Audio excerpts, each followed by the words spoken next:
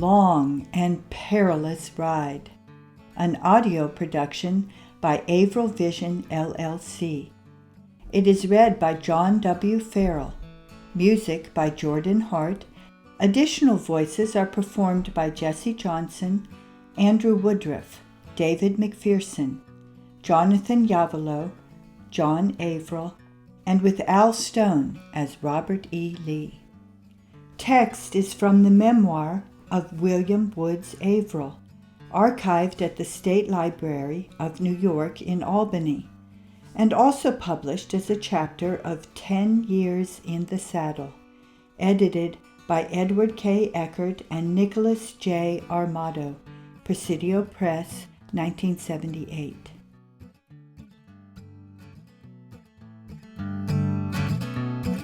Territory of New Mexico, October 8, 1858.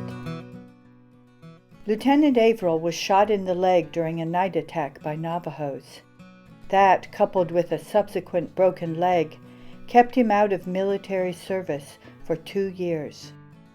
But when South Carolina fired on the flag of the United States at Fort Sumter, Averill reported for duty.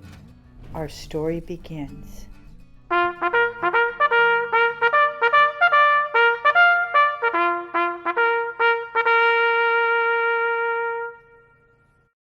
A long and perilous ride. On the morning of the 16th of April, I presented at the War Department the following letter. Second Lieutenant Colonel E. D. Townsend, Assistant Adjutant General, Washington, D.C., April 16, 1861. Colonel, I have the honor to report myself at this place on leave of absence for the benefit of my health. My leave expires on the 12th of June next, and although the restoration of my strength to my wounded limb is not complete, a sense of duty to the United States government, now that it is in danger, impels me to forego the benefits which might arise by availing myself of the unexpired time. I therefore respectfully request that I may be considered ready for duty. I am, Colonel, very respectfully, your obedient servant, William W. Averill. After handing in my report, I went to the office of General Scott to inform him of the action I had taken, fearing the information, being of an unimportant character, might not reach him through the Adjutant General's office, and I might be overlooked and obliged to remain idle. While waiting alone a few minutes in the General's anteroom, Colonel Robert E. Lee arrived. It was the last time I ever saw him. He was wearing an officer's overcoat, as the morning was quite chilly. We shook hands and exchanged some inquiries and remarks about health and the weather. I saw that he was greatly troubled. He did not stand still, but kept slightly lifting one foot and then the other as if they were cold. His impassive face did not conceal an expression of keen distress. About his eyes there was an appearance of long loss of sleep. No words were needed to tell me what troubled him. Remembering my brief interview with his son, Custis Lee, it was awfully plain to me that something portentous to his life and to the country was under consideration between him and his revered chief, whose confidence and affectionate regard he had enjoyed during and since the Mexican War, when he and McClellan were the trusted engineers of his glorious campaign to the Mexican capital. There was a poignant sense of peril and of bereavement in the realization of this personal crisis in the life of a man for whom I had such an unbounded admiration. When I came out from my brief audience with the General-in-Chief, I stopped and said, "Goodbye, Colonel Lee." He started, extended his hand, and his voice dropped almost to a whisper as he said, "Goodbye, Mr. Averill."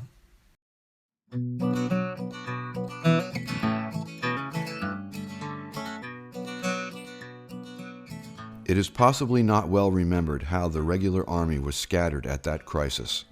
The dismay of the government when the treachery of Twiggs in Texas had involved a large portion of our forces there in a disgraceful surrender, and had tied up a number of fine officers with paroles under which they chafed hopelessly for months, while their more fortunate comrades were winning honors and promotion on the battlefield. There was still in that section a force under Colonel William H. Emory, consisting of the 1st Cavalry, 1st Infantry, and a part of battery, which had not been involved in Twiggs' treason, nor disturbed by orders from Washington up to the middle of April, but now they were dangerously isolated by the intervening turbulence of secession in Missouri and Arkansas, and the War Department, at length, aroused to the necessity of prompt action, determined to make an effort to save that brigade. Neither the mails nor the telegraph could be used to carry orders in that direction, and the only safe means of communication must be through a trusty personal messenger. There were a number of active officers in Washington at that time, yet amid such confusion and uncertainty of opinions and purposes, and so many astounding instances of defection, it is not surprising that the authorities hesitated in the selection of a messenger upon whose discretion and fidelity the fate of so important a portion of our very small military establishment might depend.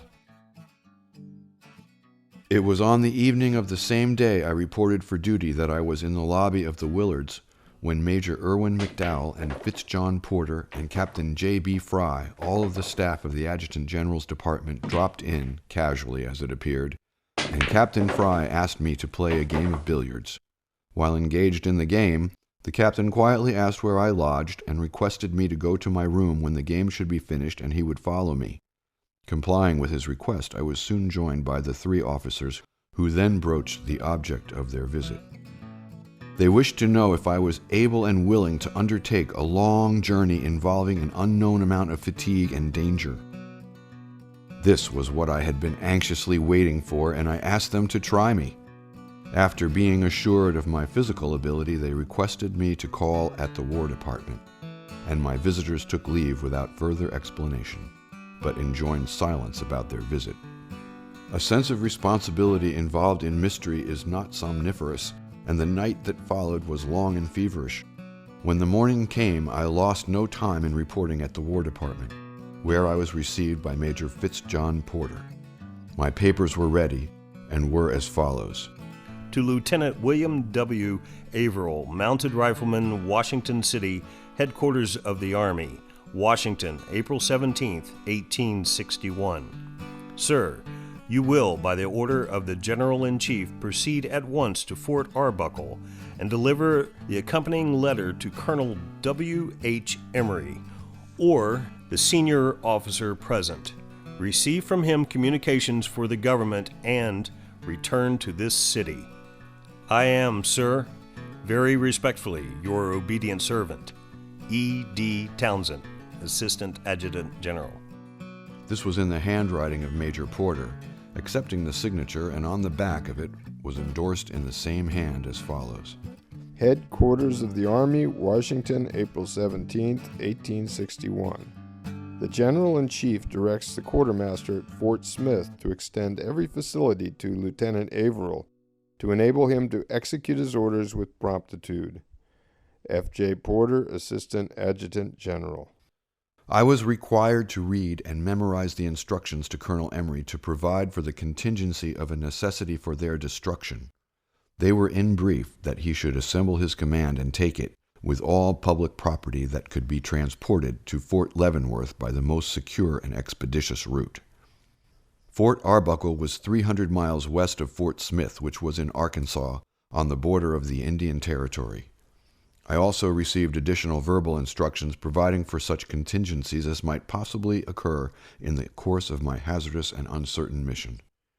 Major Porter then went over the maps with me, and as he knew the country well, gave me some valuable advice and information, besides a deal of encouragement by his kind and friendly manner.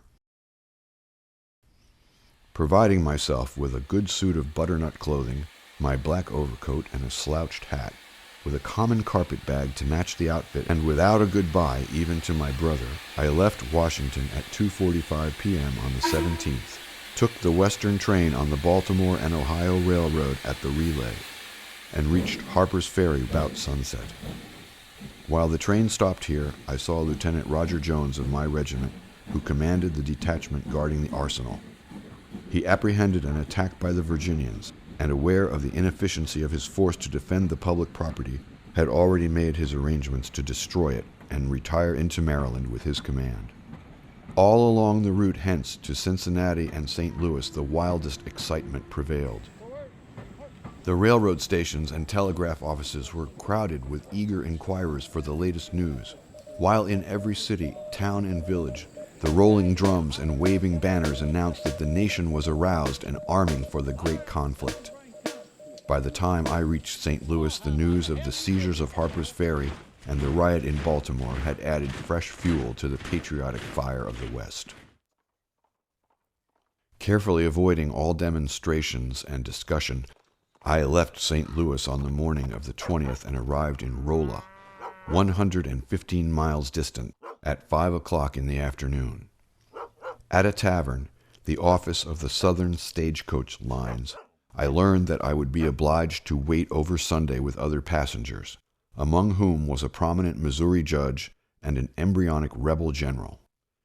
As these were times when travelers were liable to be impertinently questioned as to the whence, whither, and wherefore of their movements, I composed an innocent little narrative to meet the apprehended emergency.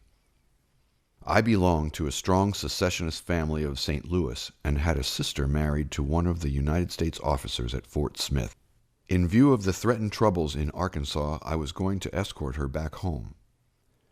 As I knew all the officers of that post and had acted as groomsman to one of them years before, I took the liberty of imagining myself a brother to that estimable lady, and felt so happy in the thought that I could have faced the most searching examination without flinching. Nevertheless, I felt so awkward in my masquerade and so disturbed with the responsibility of my position that I avoided observation and conversation as much as possible, and that Sunday was the longest and most lonesome day I have ever experienced. When I had eaten and slept as much as nature would bear, and dawdled about the wretched premises until I became desperate, it occurred to me to ask the landlady for a book wherewith to while away the weary hours that yet remained on my hands. She stared at me some moments before she realized the meaning of so unusual a request. Then, shouldering her baby, she climbed up on a chair, and fumbling among the dirt and rubbish on the top of the cupboard excavated therefrom a ragged volume, which she gave me with the injunction to use carefully, as it was the only book they had in the house. On examination of my prize, I found it was an old cookery book, whose appetizing recipes might have amused the fancy of a hungry man, but I was sated in that direction, and was glad to turn from the contemplation of imaginary puddings, pies, doughnuts, to something which promised more congenial entertainment. The landlady's younger sister, whose whole mind seemed to be concentrated on the arrangement of her voluminous hair, remarking my interest in the cookery book, shrewdly suspected that I might have other literary accomplishments, and therefore requested me to write a letter to her mother in St. Louis. Dear Mama, the weather here is... I joyfully embraced the opportunity, and with pen in hand listened deferentially to the amiable family twaddle which my curly-headed dictator thought proper to entertain her distant parent withal. I wrote conscientiously what I could remember of it, and filled in the gaps with geography, astronomy, politics, poetry, and cookery recipes ad libitum. I should like to have seen the old lady when she read that letter.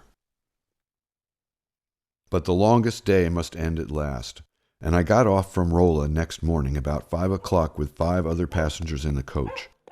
There were 300 miles of rough staging before me, and it was not so robust and tough as I would have wished. Changing at Harrison's and Waynesville, we reached Denton's at sundown. Having made about 50 miles, here we met a coach going northward filled with passengers, among whom there were 3 or 4 ladies. There was a deal of excited talk at supper, but it passed without a quarrel, and we continued our route 16 miles further to Lebanon, where I passed the night amid bedbugs and drunken secessionists. Except the suffering from aching bones and weary limbs, I was rather pleased with my experience so far. Exhaling their alcoholic and political excitement in wild talk, boasting and profanity, people seemed to be too much occupied with themselves to scrutinize others closely, and provided a stranger acquiesced but moderately in oaths and whiskey, he was all right and might pass unquestioned. The next night I slept on the same bed with the rebel general Rains at Springfield. He kindly enlightened me on military matters for an hour or so, and confidentially imparted to me his program or scheme of the intended campaign in Missouri. His Honor, the judge, was more inclined to joviality, and at intervals entertained us with a favorite song, Oh, ain't you mighty glad you've got out of the wilderness? As I was then just going in, I didn't help with the chorus much, but I have been willing to sing it since with unction.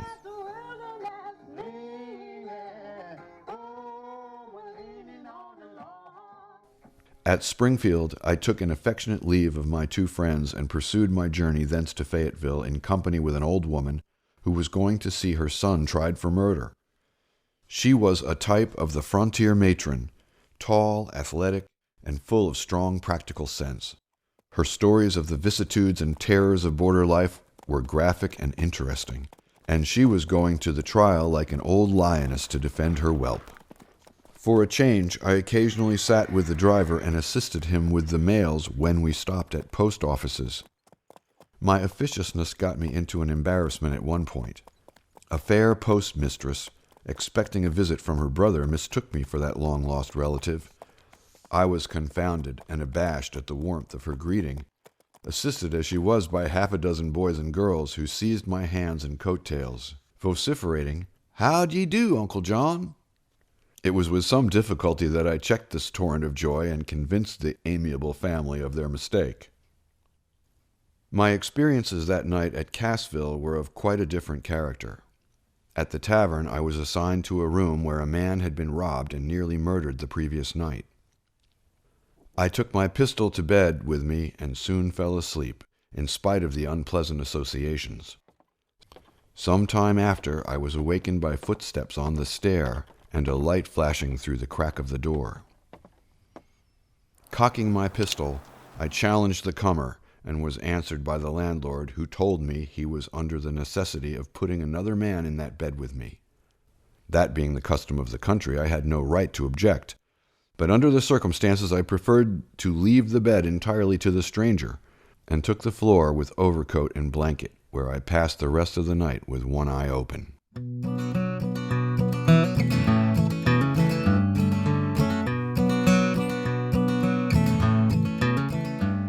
The next day our program was varied by a drunken driver who let his team run away and smash up the stage. We were consoled by observing that the driver's head was so seriously damaged as to incapacitate him from further mischief for the time. Meanwhile, I procured a lumber wagon to which, with the aid of a farmer, I attached the fractious horses, loaded up the mails, the old woman, and the drunken driver, and thus drove into Bentonville. After a dinner of bacon and greens, and change of driver and vehicle, we continued our journey to Fayetteville. On starting, I took a complacent inventory of my personality. Slouched hat, unshaved and weather-beaten face, butternut suit, pantaloons stuffed into the tops of my dirty boots. I thought I might travel all over Arkansas without exciting a suspicion against citizenship. However, when within 4 or 5 miles of Fayetteville, just as we were entering a wood, we saw 4 mounted men approaching. As they met us, one rode in front of our leaders and brought them to a sudden stop, while the others crossed around the coach, with pistol holsters suggestively unbuttoned. I was up with the driver, and the foremost man checked his horse opposite me on the left side of the coach and addressed me sharply. "Look here, stranger. Where'd you come from? Where'd you join, and what's your business?" In my overcoat pocket I held my pistol cocked in my right hand, and was well aware there must be no knuckling in such an encounter. So I answered as one to the manner born.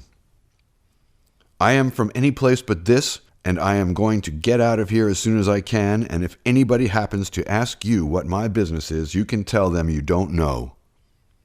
The driver, who did not seem altogether at his ease, here gave a knowing wink and said emphatically, "All right here on the goose." This was quite satisfactory, and the ruffians drew off and suffered us to resume our journey. When we were out of sight, the driver puffed like a man who has been holding his breath. "Stranger, I just thought you was gone up. They was 4 of the cussedest cutthroats in Arkansas, and the man you talked with was the head devil. He has killed a half-dozen men about here, and is a terror to the whole region."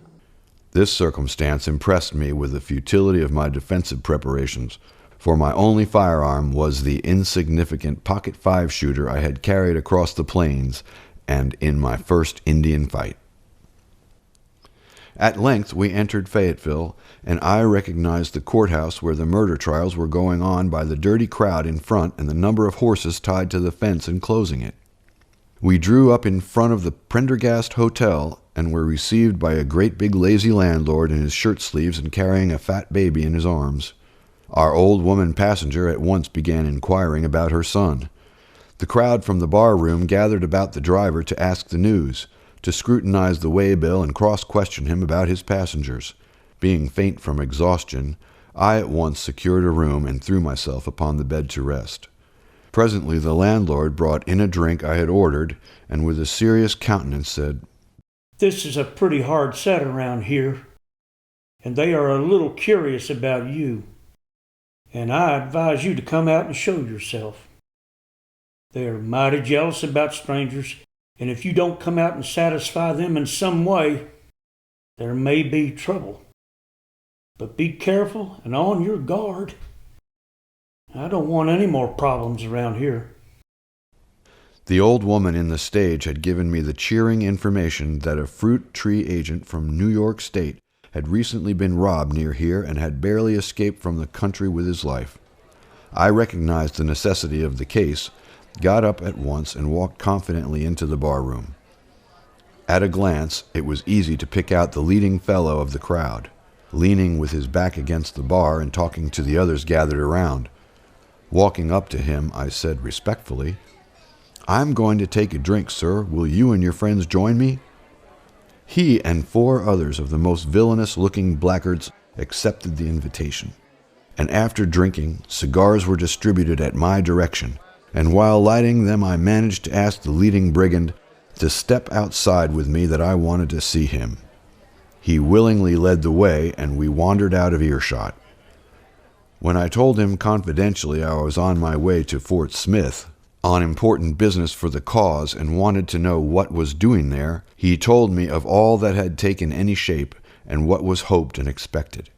I informed him that on my return in a week or 10 days I wished to see him again, as I should have, probably, something of importance to say. But now I was tired and wanted to rest, and requested him to keep his own counsel and not let me be disturbed. The result of this conversation could be observed afterward quite markedly. Lowering faces cleared up, and in the approving glances of the encircling crowd, I saw that I had been tacitly invested with the freedom of the city, and took advantage of the privilege to gain a long and undisturbed rest, of which I greatly stood in need. This was gratefully prolonged until the middle of the following day, when the stagecoach started for Fort Smith. The first 10 or 12 miles of the journey were beguiled by the agreeable conversation of a gentleman who had just been tried for murder, and the jury had brought in a verdict of not guilty that morning. He entertained me with a particular narration of the incidents of the killing of a man, with which his memory had been refreshed by the recent trial, and with other similar incidents of life and death in Arkansas, in which he had figured, up to this time, as the survivor. At Evansville, I met the astonishing intelligence that Fort Smith had been captured by a force of secessionists, 800 strong, which had come from Little Rock under the command of Colonel Borland. I could not credit the rumor, and kept on my way over Boston Mountain. The night was pitchy dark, and the road like a rugged stairway of rocks. When near the foot on the southern side, we met a coach filled with passengers coming from Fort Smith. Among them were several ladies whom I thought might be the wives of some of our officers, but it was too dark to recognize faces, and I dared not hazard a direct inquiry. They confirmed the news I had heard in Evansville.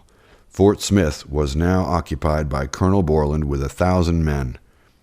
4 days before, the United States garrison under Major Samuel D. Sturgis had been summoned to surrender.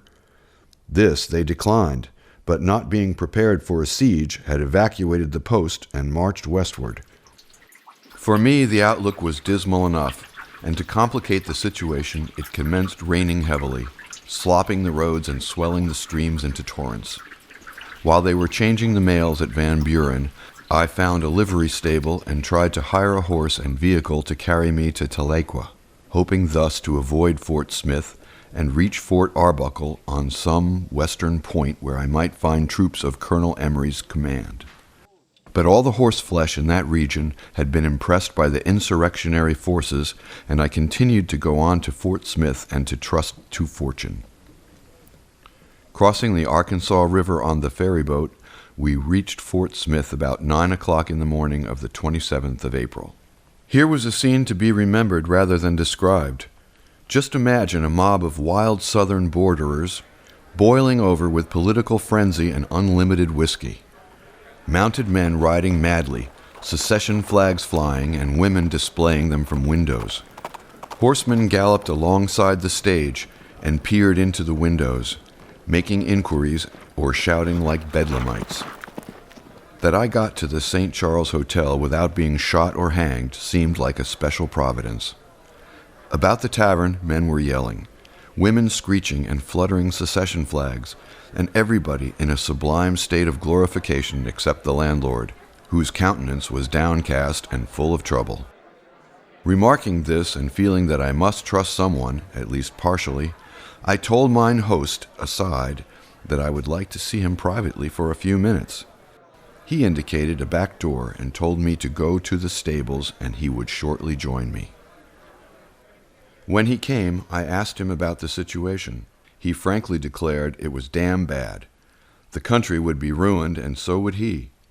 His son, the hostler, and all his available male help had joined the army, leaving him alone to care for everything, including 7 horses, and he expected them to be impressed every moment. They drank everything he had and paid as suited them, and he didn't know at what moment the crazy devils might clean him out entirely. Regarding the fort, he informed me that Major Alexander Montgomery, the quartermaster, who should have furnished me transportation from this point, was then a prisoner in the fort. At all hazards, some means must be found of following our troops. So I frankly stated my purpose to reach Major Sturgis's command and offered to buy one of his horses for that purpose.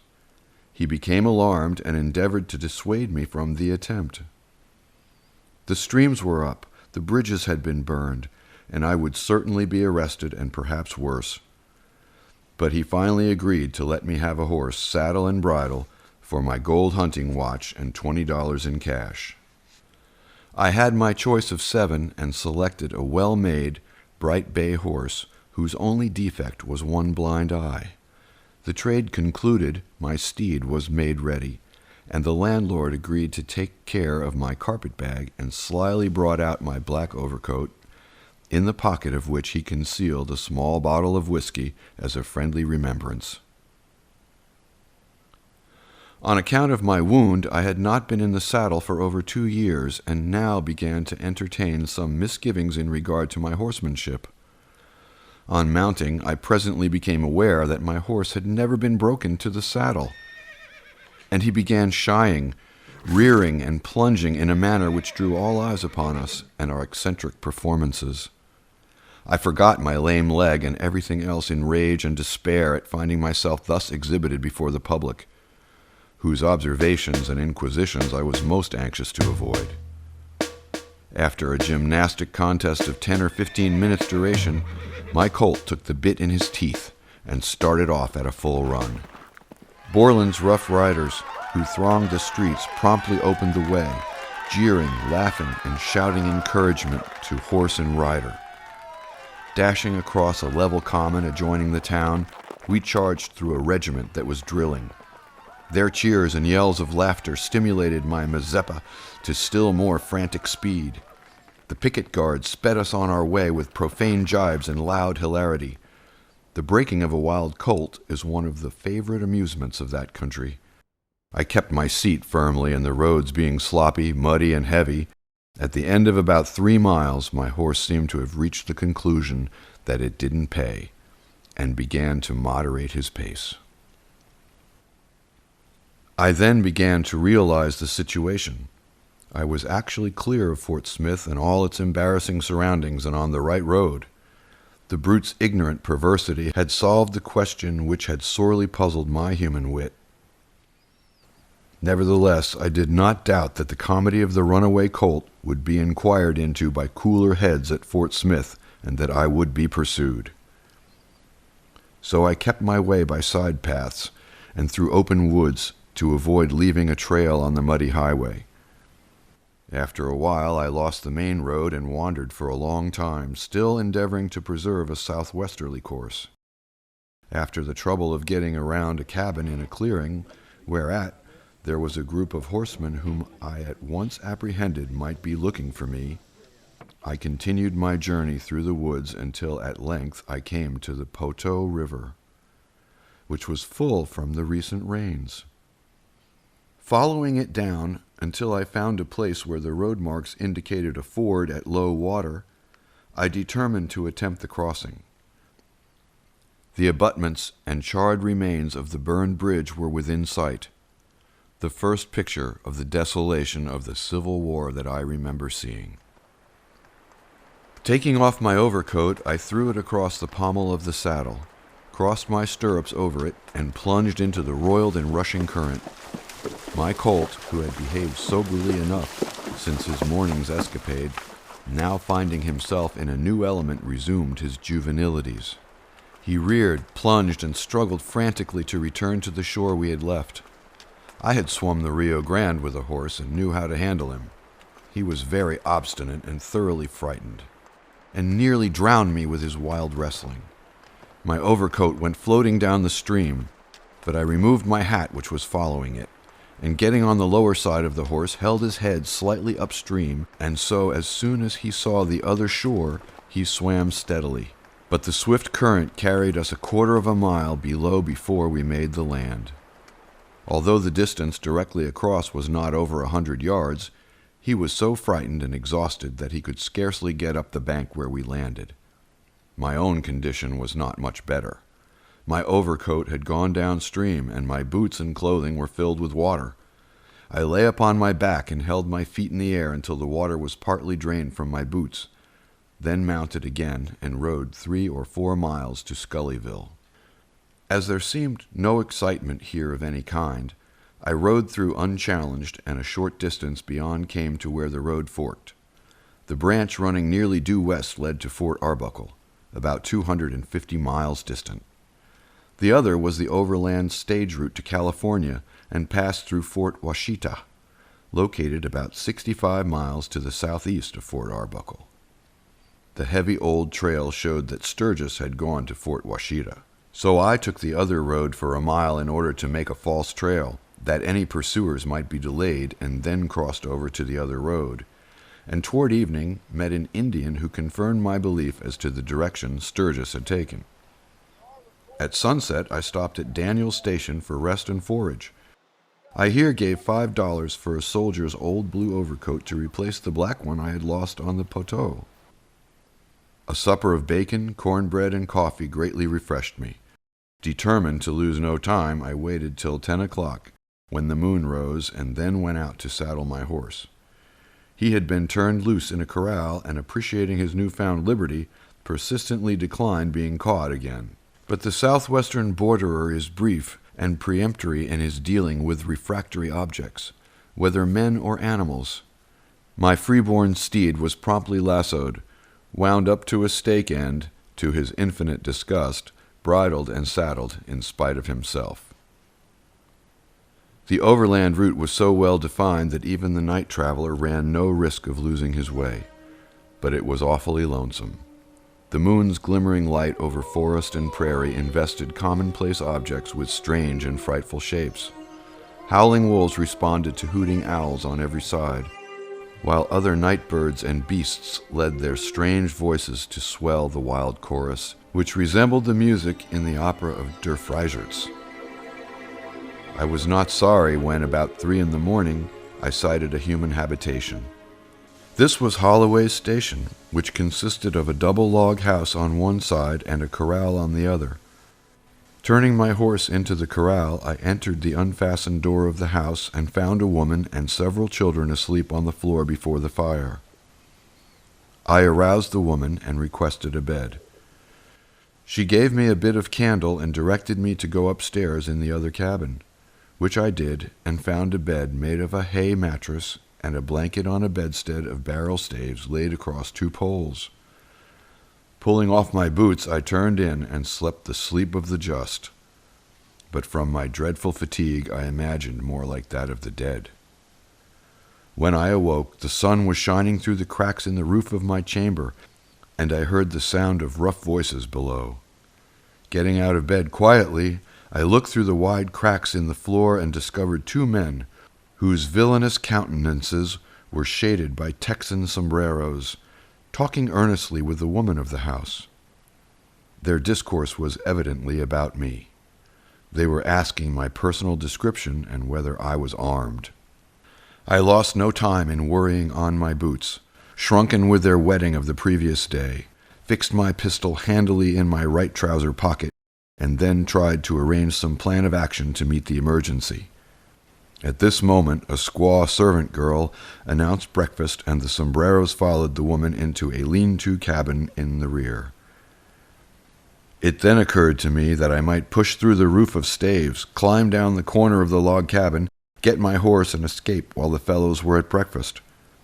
But remembering that animal's idiosyncrasy, I concluded not to attempt it. The next best move was to present myself boldly and join them at breakfast, which I did. They sat at the left side of the table with their hats on, with the woman at the farther end, and answered my morning salutation with a gruff nod.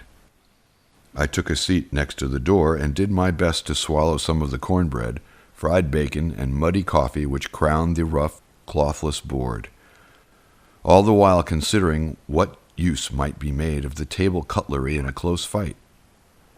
There was no word spoken, and in a few minutes, as if moved by one impulse, the two men rose and went out. That they might have no time for private consultation, I followed them at once. As soon as I cleared the door, they faced me, and one asked in a sharp, arrogant tone, "Stranger, where'd you start from yesterday?" Assuming an air of careless frankness, I named Fort Smith. Then coolly, but more respectfully, he inquired where I was going. I said promptly, to Fort Washita. And then going over the little fiction I had imagined about the married sister, etc., I made particular and friendly inquiries about the roads, stations, and distances, and expressed the hope that they were going my way. My story and ingenuous manner would have possibly made less impression on the fellow had he known that, all the while I talked, my right hand carelessly resting in my pocket, had finger on the trigger and thumb on the hammer of my pistol, with intent to shoot him through the head at the first hostile gesture on his part. As it was, he seemed to have lost a clue, and after a pause inquired if I had seen anyone on the road since I left Fort Smith. In an instant the circumstance of my change of overcoats flashed upon me, and I made use of it. Yes, I remember as I came along last night to have seen a horseman ahead of me in a black overcoat who disappeared in the woods as I approached.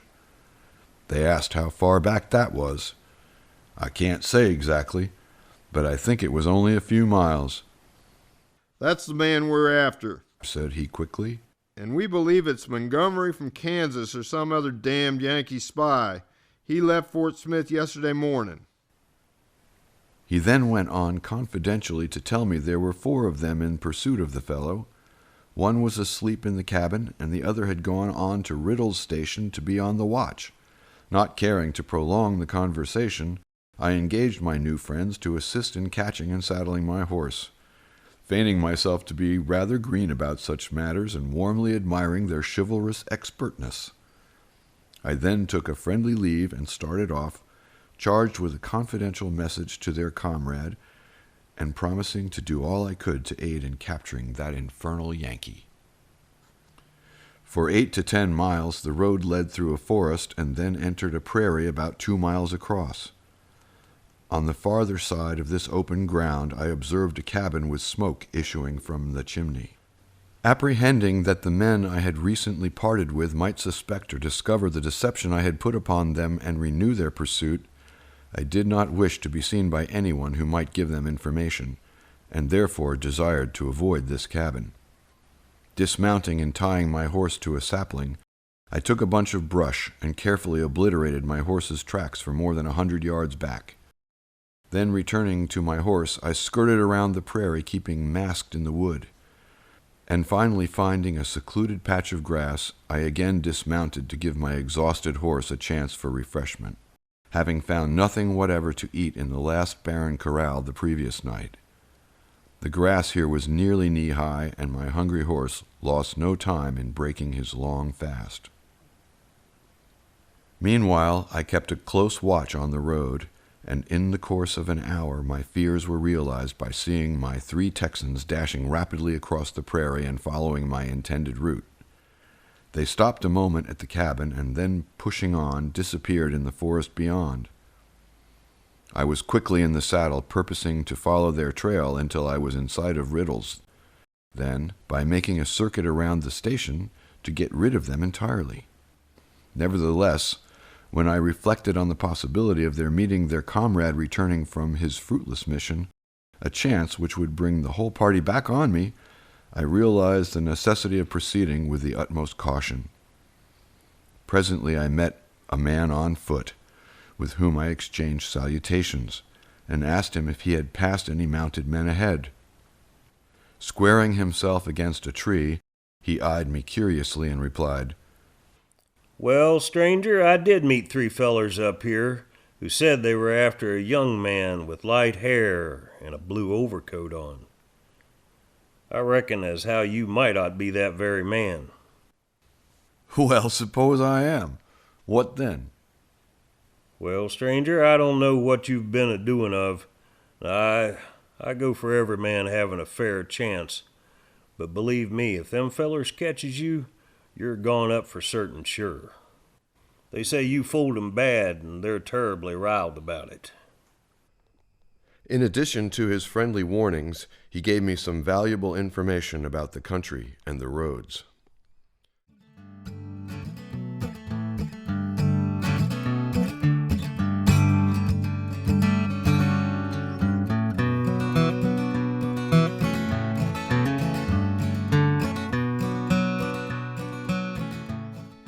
I was then about 70 miles southwest of Fort Smith on the road to Fort Washita. There was but one other road to pursue westward, and that was 35 or 40 miles to the northward of the Washita Road at this point. The 2 roads had a conjunction 18 miles west of Fort Smith, where they gradually separated like a V until the forts, Washita and Arbuckle, 65 miles apart, were reached. Between these roads, the San Bois Mountains reared their rocky, serrated ridges, which, as their name indicates, were destitute of woods. The thick and luxuriant woodlands which skirted the northern and southern flanks of the range gradually dwindled into stunted and scattered bushes, as the slopes were ascended until finally the bald rocky heights forbade further vegetal encroachment. Where the prairie joined the bottom slopes of the mountains, there were frequent swamps and bogs, where the wild luxuriance of vines and undergrowth rendered the forest almost impenetrable, and frequent and deep winding arroyos were found which would bewilder the most intrepid hunter. The mountains themselves sank into the rolling prairie 150 miles west of Fort Smith. There was a crossroad near the western end of the mountains, but I could not hope to reach that without meeting those who were seeking my life or liberty. The sympathetic pedestrian, who was so well disposed to reduce the apparently dead certainties against me, made a simple and rough draft of the country and roads on the ground with a stick, from which it was plain that if I could not circumvent my hunters on the Washita road, I must take to the mountains and endeavor to reach the Arbuckle road. Advancing cautiously for 2 miles further, I at length caught a glimpse of 4 horsemen coming toward me with their heads bent in a careful examination of the road as they approached. I at once wheeled to the right and dashed into the wood as rapidly as I could move, and presently found my way barred by a deep gully closely thickened with laurel. Dismounting, I leapt into the arroyo, dragging my horse after me, tearing my way through the vines and bushes to a crevice in the other side, up which I climbed, pulling out my horse, mounted, and was off again. The feat was scarcely accomplished when I was admonished by a demonic yell that my pursuers had discovered my trail. The gully seemed to detain them longer than it had delayed me, and I made the best use of opportunity. Thereafter my trail was their only guide, and I managed to make tracks faster than they could find them. They showed great persistence, nevertheless, and I had traveled 6 miles toward the mountains before I got out of hearing of their calls and halloos. I now made up my mind to abandon the Washita road and to cross the mountains to the Arbuckle route. The distance I guessed might be about 35 miles without a trail, through a very difficult country. The difficulties of the route had not been overestimated. Indeed, they could not be conceived by one who had not experienced them. I shall not attempt to picture them, but often during that terrible journey I realized that it might sometimes be easier to die than to live. And had it not been for the orders I was carrying, I should have given up the struggle. Climbing in zigzag lines and pulling my horse up steep and lofty ridges with the hope of seeing the prairie land on the north, when the summit should be reached, I was doomed many times to be disheartened by a view of another ravine and ridge, deeper and higher, yet to be crossed. A handful of sassafras leaves afforded me the only refreshment I had that day. On the top of one of the ridges, where I had seated myself on a rock to recover from the dreadful fatigue and palpitation of the heart which threatened to disable me and to give my poor horse a breathing spell, I picked a little flower which I placed on the leaf of a small diary which I carried. The dampness which it had brought from the Poteau River prepared the leaf to receive a good impression, which yet remains. This was the point of my lowest depression morally and physically, speaking after the manner of the meteorologists. The sun was declining, and there was another ridge which it was a hopeless undertaking to cross before dark. But with a final effort, I succeeded in getting my horse to the bottom of the intervening valley, where fortunately a small mountain stream of good water with a patch of verdure along its band was found. For the sake of my terribly jaded horse and to await the arising of the moon, this spot was welcome. Stripping off his saddle, I tied his bridle to one stirrup, and hooking my arm through the other, laid down to sleep while my horse grazed at his leisure. I slept profoundly, and on awaking found the horse standing over me, snorting with terror. On sitting up, looking around, I perceived we were encircled by hundreds of wolves, gnashing their teeth and howling dismally. On realizing my position, I burst into a hysteric laugh that was startled by the echo of my own voice among the rocks and trees. The coyotes are cowardly wretches and were kept at a respectful distance by the few stones distributed among them occasionally. The dreadfully dismal opera of the night birds was opened, and until the moon rose, I was lonesome. Down in a deep, dark valley, the voices of that night had me at their will. Every cry seemed a hint of horror, and all the shades of gloom were expressed in that howling, shrieking menagerie. The dread of the wolves kept my horse from feeding, and when the moon rose, I saddled up and resumed my journey. With the stars for my guide, I found it easier traveling than by daylight. At about 2 o'clock in the morning, I struck the Arbuckle road, and my joy was proportioned to the suffering I had experienced in reaching it. I followed westward for an hour or more, but at length perceived the trail was leading me further south than I thought proper, and seeing an Indian cabin at hand, I stopped to inquire more particularly about the country. Dismounting and fighting my way through a pack of noisy curs, I reached the door, where I knocked loud and long without receiving an answer.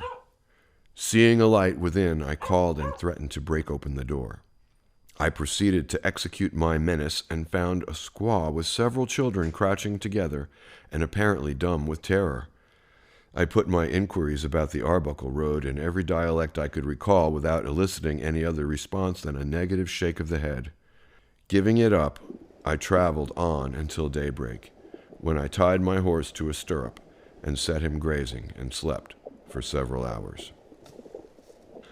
When I awoke, my legs were so numb and stiffened that I was unable to stand until I had rubbed and manipulated them for some time. I led my horse to a brook where a feeling of faintness was dissipated by bathing my face.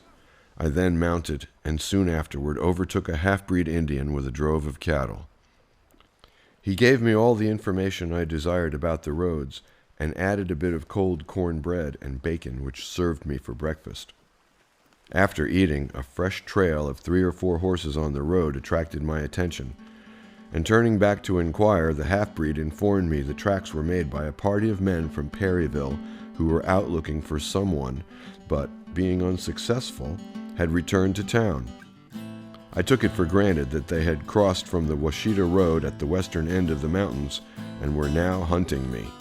And as Perryville was the last town on my route, some distance ahead, I concluded to avoid the place.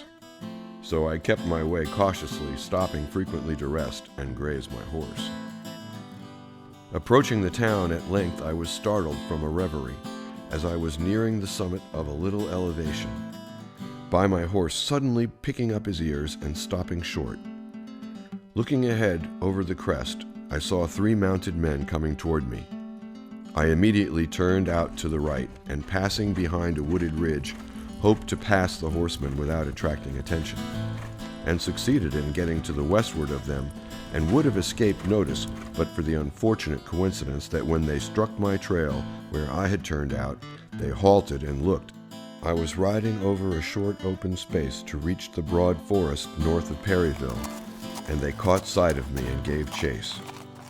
My raw colt, whose rude experiences had already made him a reasonable horse, now seemed to sympathize with the anxiety of his hunted rider, and carried me better than I could have expected. After a short run, we passed through a herd of grazing horses, which confused my trail so that my pursuers, not being able to recover it, gave it up.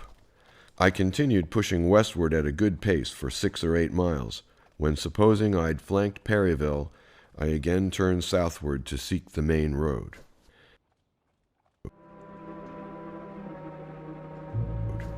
After another night in the wilderness with the owls and the wolves, and many hours of weary and irresolute wandering, owing to my doubts as to whether I had crossed the main road or not, I was most happily guided to a Chickasaw cabin by the crowing of a cock.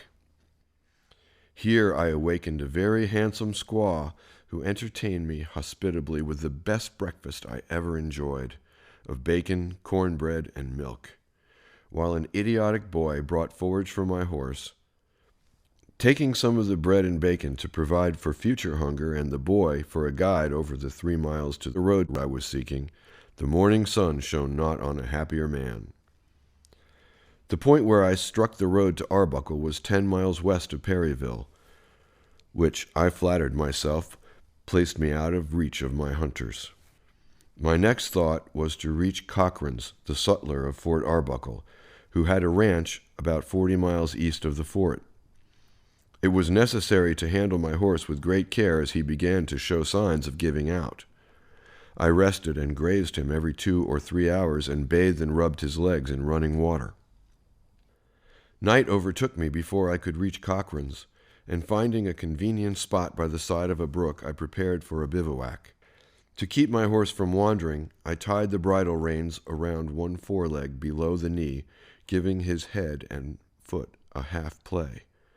And leaving him to graze, I ate my little bite of supper thankfully, and pillowing my head on the saddle, I went to sleep. About 3 o'clock in the morning, I was aroused by the wolves, who had gathered in great force and seemed uncommonly demonstrative. The sky, for the first time during my journey, was overcast, and a low fog obscured the view of surroundings. I looked around in vain for my horse. At length, attracted by his neighing, I found him some distance off, surrounded by coyotes, who, perceiving that he was hampered, had begun to attack him, snapping at his legs and haunches, while he hopped and bowed and kicked in self-defense as efficiently as his hobble permitted. He was so thoroughly alarmed that I had the greatest difficulty in catching him. Saddling up at once, I took the road again, and some time after the rising sun had dispersed the fog, I met an old Negro carrier who informed me, to my disgust, that I had missed Cochran's and was 15 miles beyond.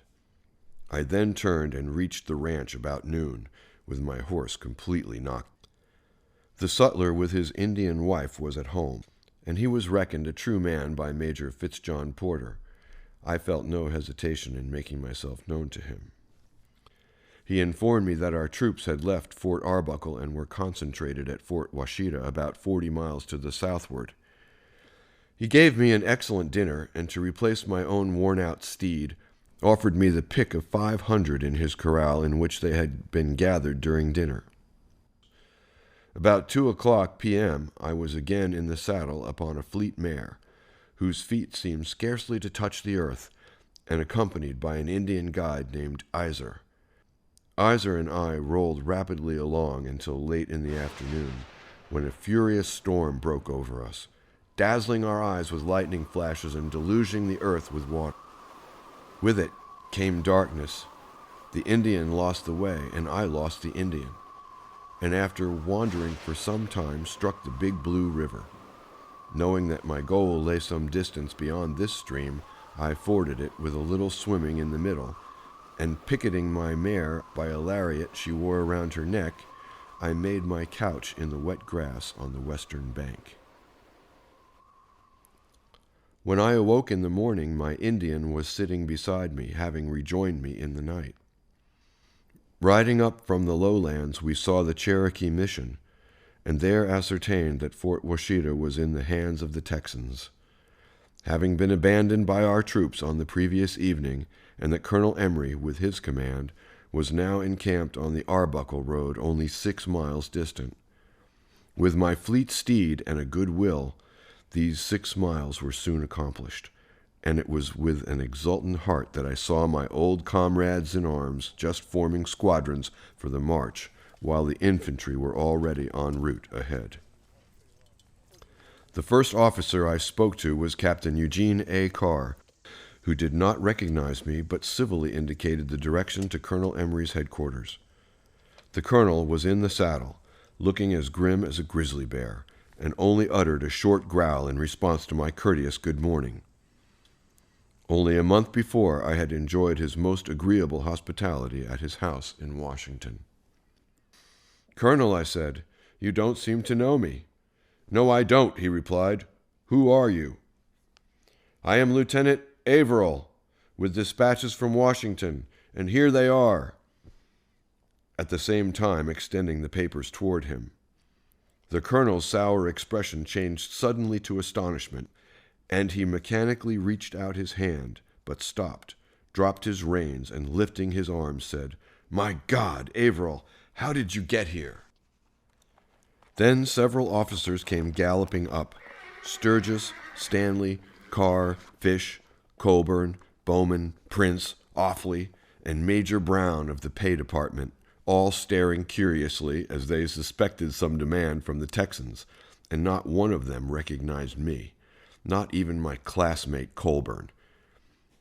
It might have been said of me as of the palmer, "The mother that him bore, had she not been in the presence there, in his wan face and sunburned hair, she had not known her child." I had dismounted and sat down on the ground from a feeling of faintness, I remember, and heard someone reading the dispatch aloud, and then the question in several voices, "Who brought it?" And the answer, "Averill of the Rifles." The next distinct remembrance, I was in Sandy Colburn's strong arms, and the doctors were giving me something to drink. Now I was at home under the flag of my country, and surrounded by my old friends and comrades. My mission, with all its attendant dangers and sufferings, was accomplished. The excitement and sense of responsibility which had hitherto sustained my strength was over also, and for a few days I had to travel in an ambulance. Colburn outfitted me with clothing, and the substitution for my tatters, which adhered to my flesh in spots with dried blood, was effected with something like a surgical operation. In the ambulance, I had leisure to think over my eventful ride, in which, by the ruling of Providence, my mistakes and misfortunes had been the means of safety and success. The freak of an unbroken colt had relieved me from the embarrassment of Fort Smith. The loss of my overcoat in the Pateau had enabled me to deceive my pursuers at Holloway's. The premature start caused by the wolves was the occasion of my missing Cochrane's, and that detention with the delay on the Big Blue saved me that day from the Texans at Fort Washita. With the information and the fresh horse obtained at Cochran's, I would still have reached Fort Washita that night had I not been prevented by the storm. Thus, in a blind ride of 260 miles through a savage country infested with wild beasts and wilder humanity, seeking an object whose movements were as uncertain and unforeseen as my own, I seemed to have been led and driven directly upon that object while it was on the wing and where I least expected to find it. While man proposes, God disposes. We arrived at Fort Arbuckle on May 3rd, where we found Sackett, Crittenden, Williams, C.C. Gilbert, Farrand, Hollister, and Powell, who, with a small force, had been left in charge of this post when the main body went to Fort Washita. While entirely unprepared for such a crisis as had arisen and without orders from his government, Colonel Emory's judicious actions had thus far anticipated the wishes of the commander-in-chief at Washington. Henceforth, his way was clear. The trains were loaded to their utmost capacity, and on the 4th of May the flag was lowered with military honors. Fort Arbuckle was abandoned, and we started northward, conducted by the famous Indian guides Possum and Old Beaver.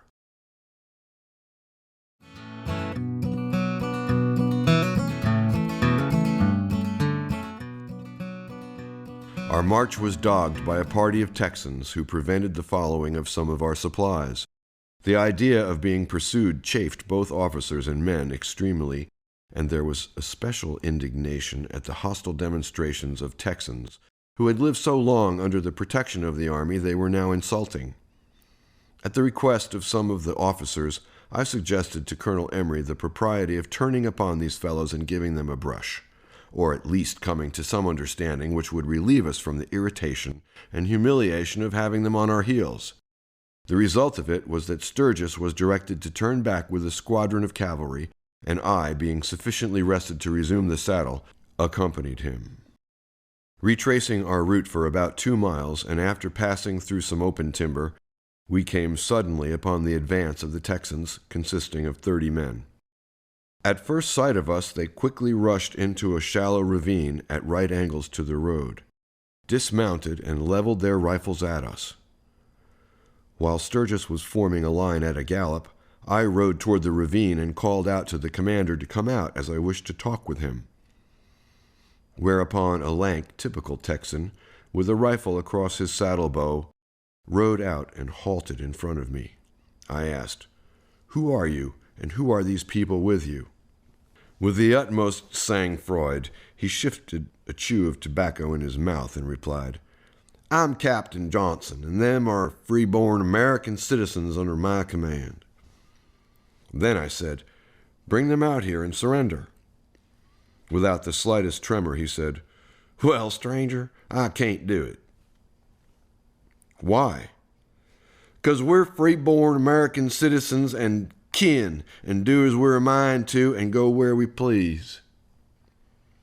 By this time Sturgis joined me, and in his impetuous manner said, "Bring up your men here and surrender damn quick." Captain Johnson replied almost languidly, "Well, I guess not." "I'll wipe you out if you don't," said Sturgis hotly.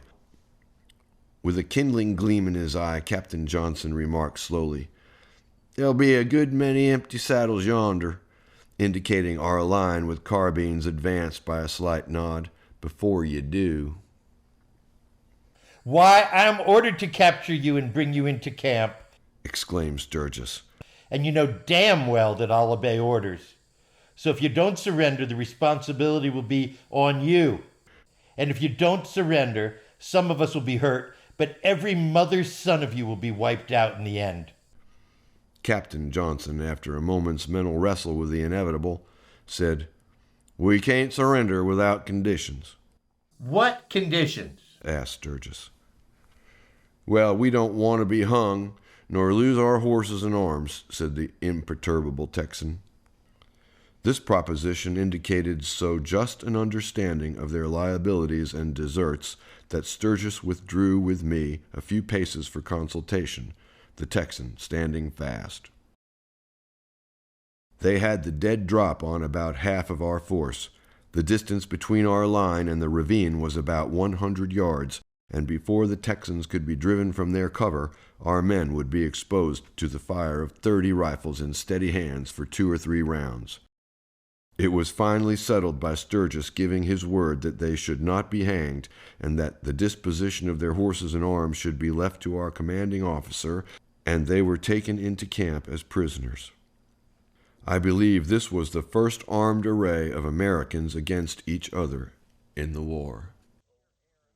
The little affair relieved the exasperation of our soldiers to some extent, but notwithstanding the guard detailed for the protection of the captives, 2 of them were killed during the night, it being reported they were attempting to escape. It was probably some apprehension that a similar fate awaited the entire gang that induced the colonel to release the remainder on parole next day, and thereafter we heard nothing more of our pursuers. I left the command at a little hamlet in Kansas called El Dorado, and with Major Brown for a companion we made the journey to Emporia, 65 miles, mounted on mules, between 8 a.m. and sunset. I took with me dispatches from Colonel Emory, one announcing the progress of his command, and another recalling his resignation, which he had been persuaded by unwise friends to leave in their hands a month before, to be used only in case Maryland seceded from the Union. Without knowing the status of Maryland, the colonel desired to stop the resignation or its acceptance if handed in, and he empowered me to act in his behalf. At Topeka, the first newspaper I saw was Harper's Weekly, which contained a full-page picture of the burning of the hotel in Washington where I had left my traps, with the quieting assurance that nothing had been saved. When I got back to the federal city on the 31st of May, the war had become an accepted fact, and the serious work of preparation was going on with greater urgency, but with less noise than when I left 6 weeks before. Reporting at once to the Adjutant General's office, I found that the officers who had sent me to the Southwest were all in the field. McDowell was a general over the Potomac, and Captain Fry was his assistant adjutant general, and Major Fitzjohn Porter was with General Patterson. No one remembered that I had been sent anywhere or what for, except Captain William D. Whipple, who on seeing my dispatches thought them of sufficient importance to advise me to seek the Adjutant General, Lorenzo Thomas, who was at the house of the Secretary of War, Mr. Simon Cameron, on the corner of 15th and I Streets, and he accompanied me. Calling at Mr. Cameron's, I sent in a message to the Adjutant General that Lieutenant Averill, with dispatches from the frontier, wished to deliver them. The colored servant returned with the word from Colonel Thomas that he was closeted with the Secretary of War and could not see me, but I might send in my dispatches if they were of importance. Under the advice of Captain Whipple, I sent them in by the servant, and also, at his suggestion, awaited an answer, as both the Adjutant General and Secretary of War might wish to see me when they knew that 2 regiments of regular troops were at once available. The colored servant presently returned with General Thomas's message, that the dispatches were of no consequence whatever, and with that the door was civilly closed in our faces. As a man is apt to estimate the value of a service by what it has cost him personally, I must confess I felt a little bewildered at this flat conclusion to my exciting ride. But in the progress of the grand and glorious historic drama which followed, I very soon forgot those who on that occasion seemed to have forgotten me.